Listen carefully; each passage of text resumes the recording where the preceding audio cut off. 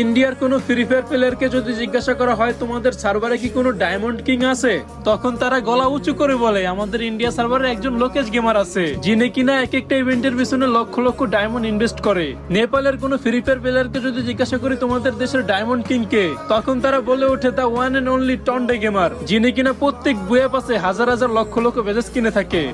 ইন্দোনেশিয়ার কোনো free fire প্লেয়ারকে যদি জিজ্ঞাসা করি তোমাদের সার্ভারে বর্তমানে ডায়মন্ড কিং কে, তখন তারা বলে বর্তমানে কে সেটা জানি না, তবে একটা সময় ডাইলাইন প্রোস শুধু আমাদের ইন্দোনেশিয়ার ডায়মন্ড কিং ছিল না, উনি ছিলেন পুরো বিশ্বের নাম করা ডায়মন্ড কিং। বাংলাদেশের কোনো ফ্রি ফায়ার প্লেয়ারকে যখন জিজ্ঞাসা করি আমাদের সার্ভারে ডায়মন্ড কিং কে, তখন তারা বলে ওঠে আমাদের বাংলাদেশ সার্ভারে ডায়মন্ড কিং হচ্ছে জিসান ভাই ওয়াইটি, যিনি কিনা একসাথে 1.5 লক্ষ বেজেস কিনে কামব্যাক করে পুরো বাংলাদেশের গেমিং কমিউনিটিতে তাক লাগিয়ে দিয়েছে। আর আমাকে যখন কেউ জিজ্ঞাসা করে বর্তমানে পুরো বিশ্বের ডায়মন্ড কিং কে, তখন আমি গর্ব করে গলা উঁচু করে বলি রাহাত FF71, যে কিনা তার একটা এক লেভেলের আইডিতে কোটি কোটি টাকা খরচ করেছে। শুধু তাই না, বর্তমানে একটা বান্ডিলের পিছনে 11,11,000 ডায়মন্ড খরচ করে লিডার বোর্ডের রিজনের 1 নম্বরে এসে পুরো বিশ্বের ফ্রি ফায়ার প্লেয়ারদেরকে বুঝিয়ে দিল Rahat FF71 is a diamond king of the world.